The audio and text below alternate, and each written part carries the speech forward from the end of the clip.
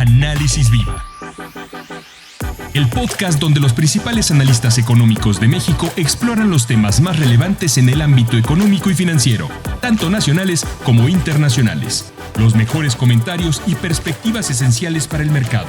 ¿Qué tal? Bienvenidas, bienvenidos. Mi nombre es Salvador Leal, director de comunicación de la Bolsa Institucional de Valores, y les doy la bienvenida a un nuevo episodio de la quinta temporada del podcast semanal Análisis Viva.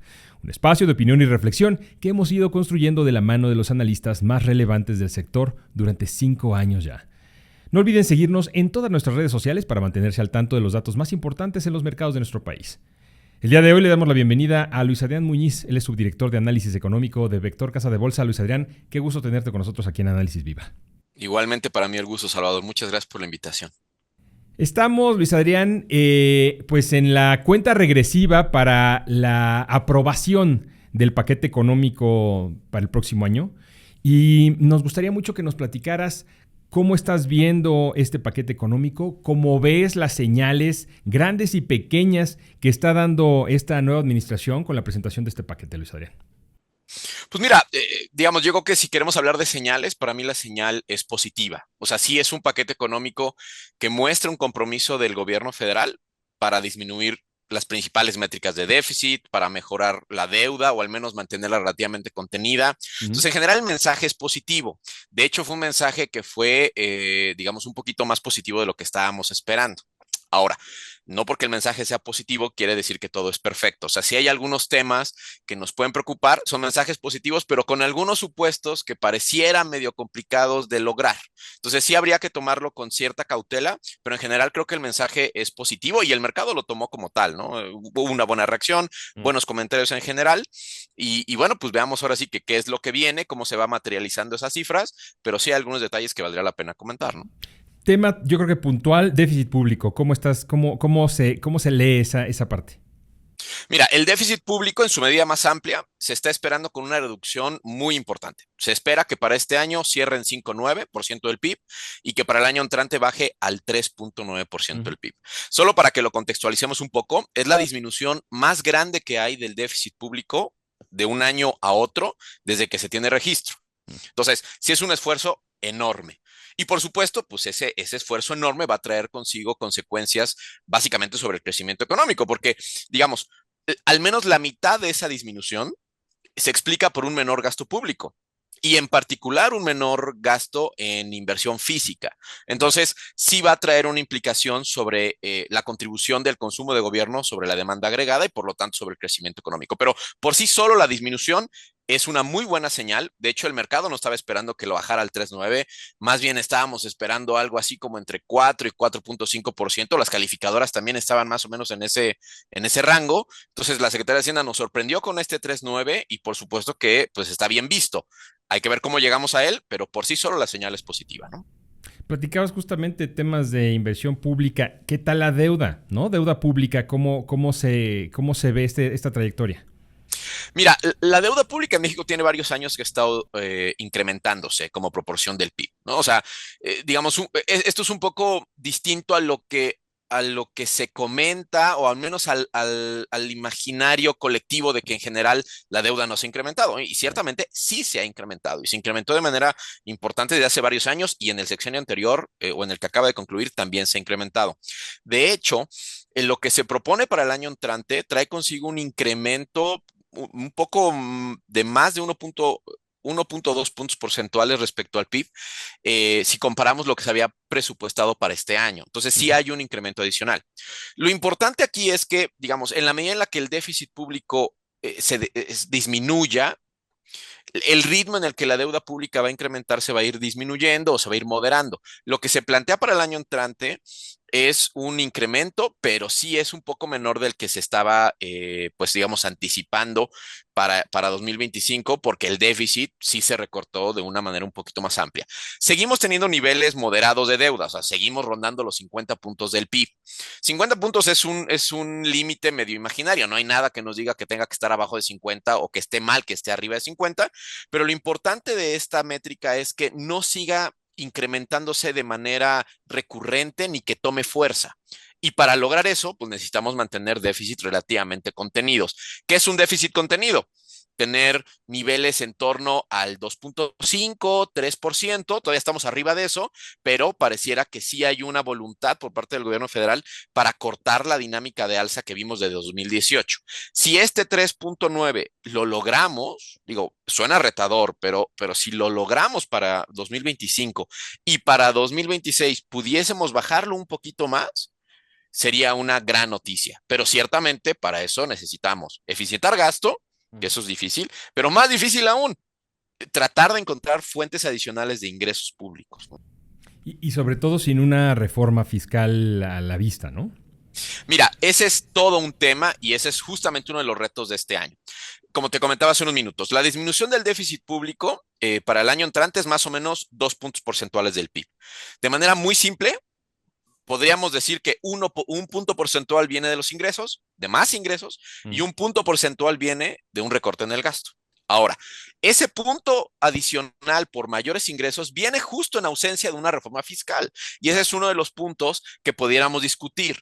El gobierno federal está apostándole a eficiencia recaudatoria y ese término de eficiencia recaudatoria lo hemos estado escuchando desde hace ya bastantes años. Particularmente en el sexenio pasado, en donde se decidió no hacer una reforma fiscal, la eficiencia recaudatoria pues tomó mucha relevancia porque fue básicamente por eso que se incrementaron los ingresos. Y al decirte eficiencia recaudatoria es básicamente cobrar impuestos que no se habían pagado en años anteriores por algún tipo de consideración dentro de la ley fiscal que pudiera haber algún resquicio que pudieran haber explotado algunos agentes económicos, entonces se recaudó por ahí. Eh, por ejemplo, ahora la nueva administración lo que quiere impulsar es el tema de la digitalización para hacer más rápido y más eficiente el pago de impuestos y por ahí, digamos, incentivar un poquito, pero eso tiene rendimientos decrecientes, es decir, en el primer año probablemente puedes recaudar mucho por esa medida, pero en el siguiente pues vas a recaudar un poquito menos y así nos vamos a ir y ya tenemos arrastrando 6 o 7 años con esa lógica de eficiencia recaudatoria. Entonces pareciera que en el margen la recaudación adicional podría ser un poquito menor. Y eso es algo que pudiéramos, digamos, un riesgo que pudiéramos observar en 2025. La otra fuente de ingresos que sí tiene un poquito más de control del gobierno es incrementar los derechos. Ciertos derechos que se tienen en minería, temas migratorios, etcétera. Ahí sí, pues digamos, simplemente se decreta el incremento y se recauda más. Pero eso igual no es una fuente que pudieras, no es una fuente de ingresos a la que pudieras recurrir de manera recurrente, digámoslo, ni que te pueda tener ingresos muy grandotes. Lo que se necesita es una reforma fiscal más profunda que la presidenta ha comentado que por el momento no la va a impulsar, pero yo creo que no habría que descartarla antes de que acabe la actual legislatura, ¿no? Claro. Oye, platicabas acerca de, pues yo creo que el principal riesgo que significa esta modificación en el déficit público, que tiene que ver con la afectación al crecimiento. ¿Ves más riesgos, otros riesgos a la baja o a la alza para este déficit? Mira, si tú ves el marco macroeconómico, yo creo que el elemento que más dio de qué hablar en los análisis fue justamente la estimación de crecimiento económico, ¿no? La Secretaría de Hacienda está esperando para sus estimaciones fiscales un estimado de 2.3% de crecimiento para el año entrante. Si tú comparas ese 2.3 con lo que el mercado está esperando hoy por hoy, es más del doble. El mercado está esperando 1% de crecimiento. Podemos discutir si va a ser 1, va a ser 1,5, pero ciertamente si ves toda la distribución, pareciera que el 2.3 está muy, muy lejano de lo que el consenso del mercado está esperando. Sí. Yo creo que los riesgos sí están sesgados a la baja por el lado del crecimiento económico, más aún después de que el presidente Trump ganó en las elecciones en los Estados Unidos, porque sí pareciera que pudiéramos tener por ahí algún tipo de afectación por el lado de las remesas, por el lado comercial, tal vez ahí no tan grande, pero pudiera haber algo. Entonces, sí pareciera que el sesgo para el crecimiento económico de nuestro país es más bien a la baja y no tanto a la alza. Entonces, por ahí hay el riesgo de tener menores ingresos tributarios, porque va a crecer menos la economía. Sin embargo, hay otros elementos que pudieran compensar, por ejemplo, el tipo de cambio. El tipo de cambio que se espera para el cierre del año entrante está en el orden de los 18.50 pesos. Que si tú ves las cotizaciones actuales de 20.30, 20.40, claro, pues sí pareciera optimista. Entonces, si esa cifra o esa expectativa de tipo de cambio no se materializa, sino más bien se pega hacia los 20 o 20 y tantos, ahí vamos a tener mayores ingresos. Entonces, sí hay una sobreestimación de los ingresos por el lado del crecimiento económico, pero esa sobreestimación pudiese compensarse por la subestimación del tipo de cambio, que digamos, eso de alguna manera te deprime los ingresos tributarios. Entonces podría compensar. Y eso es uno de los elementos que habría que ver cómo se van configurando y cómo van evolucionando en el tiempo, pero sí hay cierto riesgo. Nosotros lo que estamos estimando para efectos de déficit público, de cuánto podría estar subestimado, es más o menos como 0.6% del PIB. De manera muy sencilla, lo que estoy esperando es, por el lado del macroeconómico, traemos como 0.2% de déficit de subestimación. Por el lado del gasto, otro 0.2, y por el lado del ingreso, otro 0.2. Entonces, eso te haría que el déficit público, en vez de terminar en 3.9, se pudiera ir al 4.5%. Y ojo, 4.5% viniendo del casi 6, no es una mala métrica de déficit público, ¿no? Sí, nos gustaría más, pero yo creo que estamos bien. Y en ese sentido, las calificadoras tampoco deben de sobrereaccionar demasiado a ese 4.5 en caso de que se materialice lo que yo te estoy diciendo, ¿no? Porque todavía hay que considerar el remanente de operación del Banco Central, que muy probablemente va a existir. Claro. ¿Y cómo ves la trayectoria justamente de ese factor? Mira, el tema del remanente de operación es algo interesante. Banco de México muy probablemente va a generar este remanente este año, ¿no? Todavía hay muchas estimaciones de por dónde puede estar, pero no importa si ese remanente de operación es 0.1% del PIB, o 1, o 2, o el número que tú me digas. Todo ese remanente de operación, por ley, debe de reflejarse en su totalidad en el saldo, perdón, en el requerimiento financiero, en el déficit.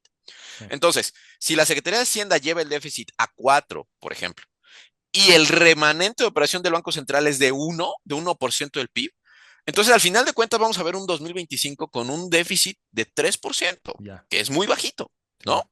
Entonces, digamos, yo creo que el riesgo de que veamos una acción negativa, una baja de calificación por parte de las agencias por el paquete económico 2025 es moderado, es bajo. Todo va a depender de cómo va evolucionando las finanzas públicas y cuáles son las actualizaciones que pueden ir haciendo al presupuesto, que eso lo conoceremos en abril del año entrante.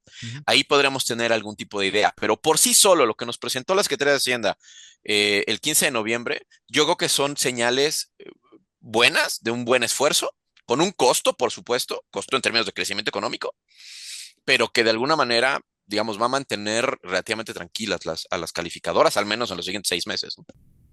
Oye, Luis Adrián, pues muchas gracias por este análisis tan claro. Te agradecemos mucho que nos hayas acompañado en este episodio de la 5ª temporada de Análisis Viva. Para mí es todo un gusto, Salvador. Muchísimas gracias.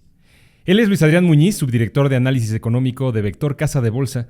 Y a ustedes muchas gracias también por escucharnos. Si el episodio fue de su agrado, no olviden dejar una reseña, un like en cualquiera de las plataformas desde la que nos escuchen o compartirlo a sus contactos y amigos. La producción de este podcast estuvo a cargo de Rogelio Unzueta. Agradecemos a nuestros ingenieros en audio y video Héctor García y Omar Vieira. Los acompañó Salvador Leal y esto fue Análisis Viva. Hasta la próxima. La Bolsa Institucional de Valores presentó Análisis Viva. Suscríbete a nuestro podcast y síguenos en todas nuestras redes sociales.